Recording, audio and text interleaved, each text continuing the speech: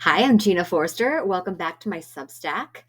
Today I'm going to read to you a blog post that I recently wrote, and it's called Can I Do Intuitive Eating Work While Also Desiring Intentional Weight Loss?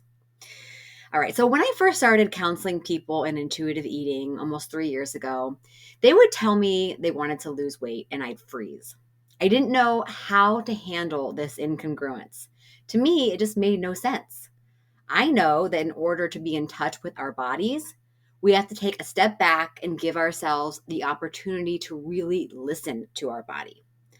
I know that in the past, when I've done things to quote unquote manage my weight, I was not in touch with my body. Instead, I was in touch with rules, which often created guilt and judgment and shame around food. I know this, but my clients or prospective clients often don't recognize this, at least at first. Back when I first started doing intuitive eating counseling, I would immediately tell people, you can't do intuitive eating work while trying to lose weight. This, of course, was a turnoff, as many of my clients weren't and aren't ready to hear this. The better approach I've learned now is to help clients understand on their own why this doesn't work without coming right out and saying it. If you are someone who wishes to do intuitive eating work, but you also wish to lose weight, first, it's okay. And second, here are some questions to ask yourself. All right. Are you okay knowing that intuitive eating is not a weight loss program and it may not help you lose weight?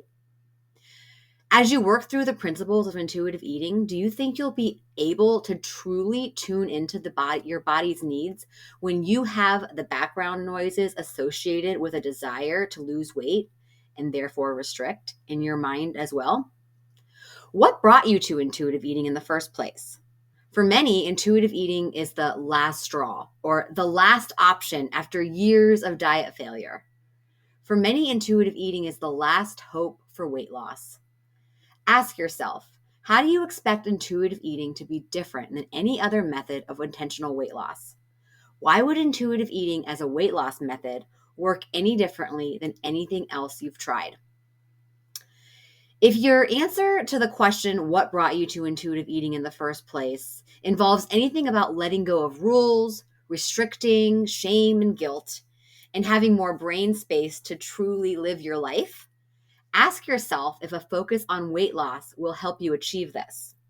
If your answer involves thinking that intuitive eating will help you eat what you actually need and therefore will help you lose weight, ask yourself how you would respond if weight loss wasn't an outcome. Next, what is it about intuitive eating that scares you? What are your core values? Think of the key things about yourself that your best friends love and adore. Does weight loss bring you closer to these values? Does weight loss align with these values? Last, what are you hoping weight loss will fix?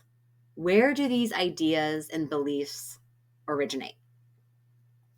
There's no right or wrong answer to any of these questions, as I'm sure you assume and as I'm sure you figured out. But instead, these questions are meant as reflection questions to help guide you to make a next step. If you're ready to start an intuitive eating journey, but not yet ready to let go of the idea of intentional weight loss, you might not be ready for intuitive eating. This does not make you a failure, but makes you a human living in a weight focused society. Continue to reflect on your values and goals in life and perhaps come back to intuitive eating when you're ready.